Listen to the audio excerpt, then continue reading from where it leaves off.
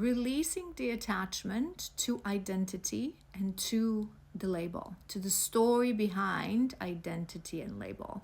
I want to give you a bit of my take on this topic because I feel it can be for some a little complicated, and I've heard different opinions here and there.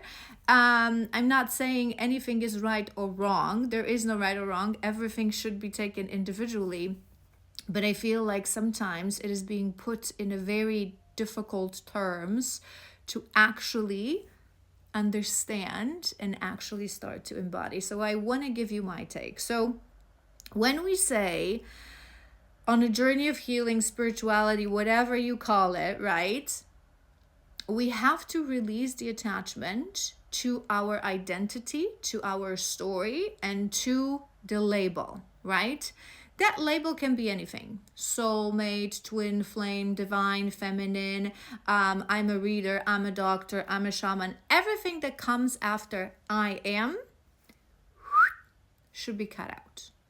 That doesn't mean that those things are not true. That doesn't mean that those things don't exist, that they don't have their purpose.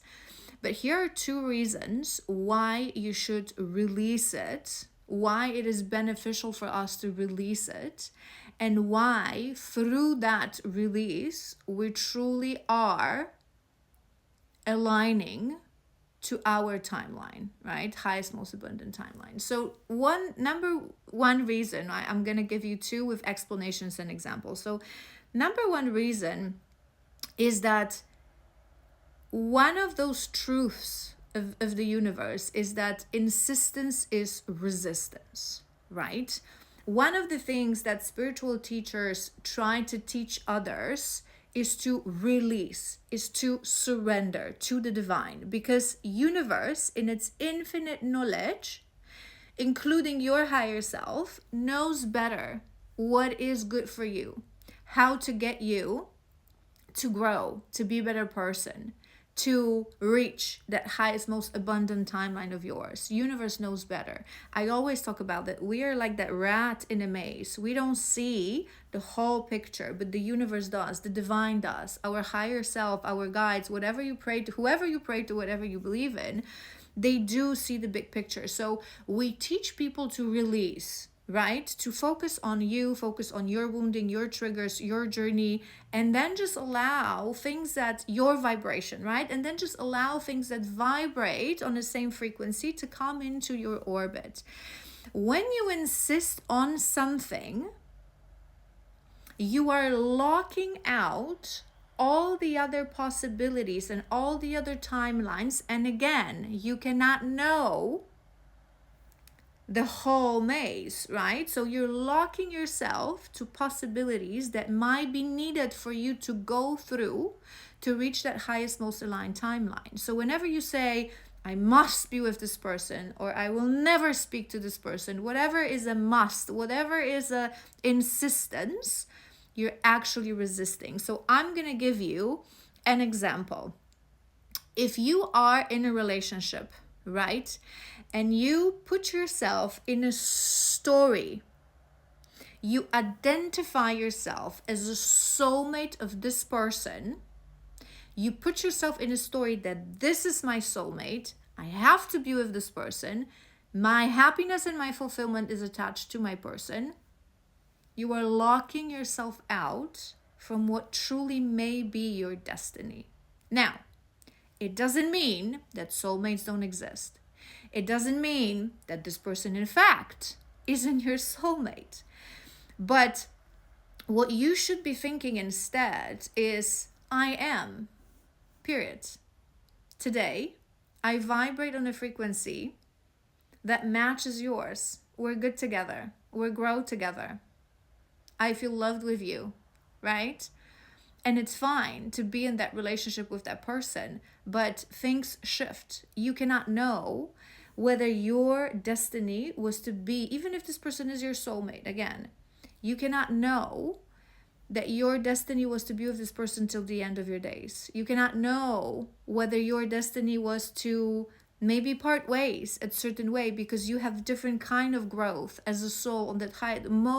We always say this, we cannot even imagine what the divine has in plans for us, right? And again, insistence is resistance. So if you put yourself in that box, you're locking everything out there that is not that, right? I am a doctor. I am rich. I am a tarot reader. I am a soulmate of this person. No, I am. And the rest we shall see, because I'm not attaching myself to that story. Again, it doesn't mean that that story is not true. And in my readings, I often talk about soul ties, twin flames, soulmates, karmics, finding your true path, being a divine feminine. But they're all stories. So sometimes they're helpful to understand. And I've mentioned this when I done a video about avoidant and anxious attachment style. Labels sometimes help us to understand. We're humans. We live in this human experience in this human body, right? So we have to sometimes understand, what does it really mean, right? So you want me to be divine feminine. What does it really mean? You want me to detach. What does it really mean? I think I've met my twin flame. What does it really mean? Perfect. That label serves for you to understand a concept better, but then detach from that label. Detach from that label. You cannot know what the universe has installed for you on your highest, most aligned timeline. What is your destiny? What did you come here to grow? Ultimately, this human experience is a lesson of life. We come here to learn. We come here, if our soul comes here, to grow, to learn, to experience something, to expand, to then get back to the collective consciousness and help that consciousness to expand, the universe to expand, right? So use them as a tool to understand certain things, but never attach to them, because you will lock all the other doors for you. And in the end, that's also something that, a side note, that on a divine journey, it's so important to release that label. It doesn't mean that twin flame doesn't exist. It doesn't mean that this person is not your twin flame, but you have to stop looking at this person like that. That this is it. This is this person. This is my destiny. Who knows? They also have free will, right? You're locking yourself out from what is meant actually for you to happen.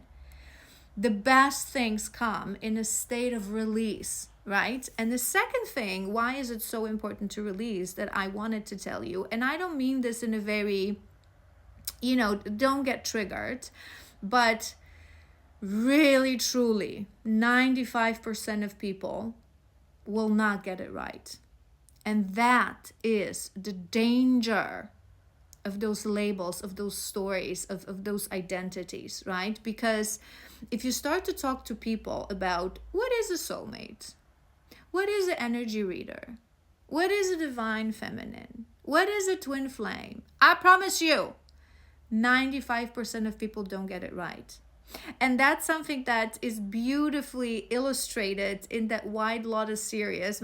My friend recommended me to watch the third season, and it's beautifully illustrated how this girl that was in that pairing, like it was her, I can't remember her name, and Rick, Chloe, I think it was.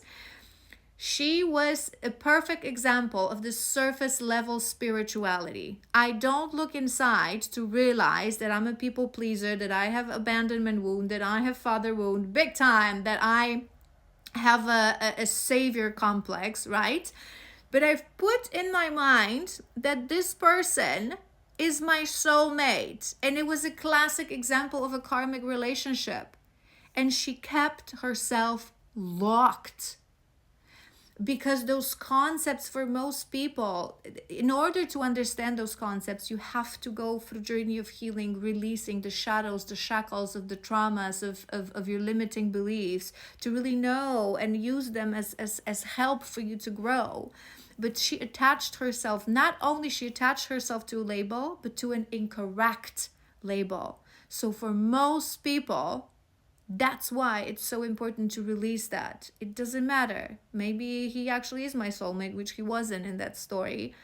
But I'm going to release that because I don't know. Even if he is, maybe he's not for me. Maybe that's not my timeline. How could I know? I'm just a little human. The divine always knows better what's best for you. So surrender.